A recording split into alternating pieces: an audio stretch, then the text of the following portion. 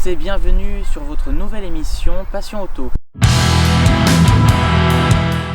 Votre nouvelle émission consacrée à la présentation, essai et comparatif automobile. Aujourd'hui, on s'intéresse à la nouvelle Mercedes classe A. Mercedes a sorti sa classe A, donc sa première berline compacte en 97.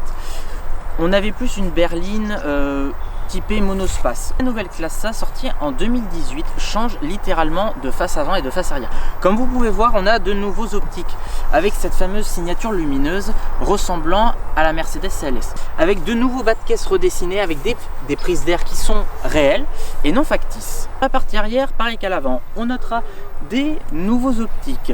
Pareil qu'à l'avant, avec une signature lumineuse inédite, plus effilée que la précédente génération. Pareil pour le bouclier arrière, là on est sur une finition AMG Line, donc on va avoir les deux sorties d'échappement malheureusement qui sont factices. Le pot d'échappement est dessous, on peut voir aussi dessous les petites ailettes de stabilisation. Pour ce qui est du moteur, on va avoir un 200D de 150 chevaux, piloté avec une boîte automatique 8 rapports à double embrayage, avec une consommation à peu près avoisinant les 3,9 litres au 100 km en consommation mixte. Durant notre essai, on a pu l'essayer et c'est vrai que le rapport boîte-moteur est assez satisfaisant. On a de bonnes reprises avec un couple de 370 Nm de couple. Donc on a des reprises qui sont fortes. La boîte en mode sport va être rapide avec les palettes au volant aussi qui donnent du punch à la voiture.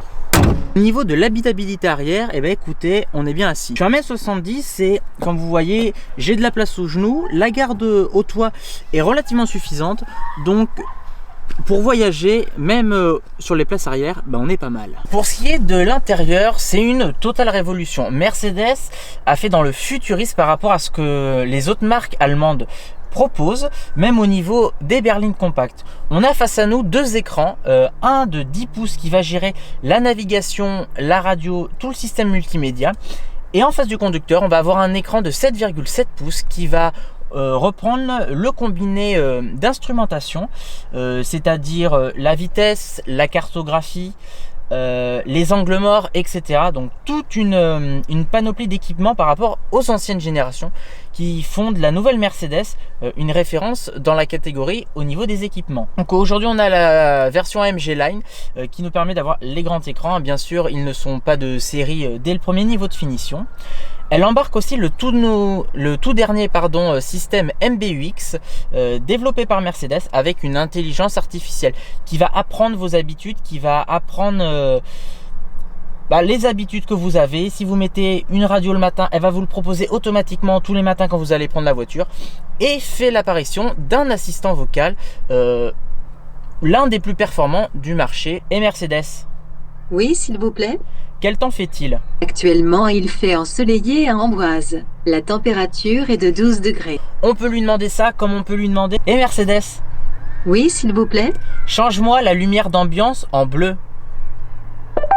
Ok, je change la couleur.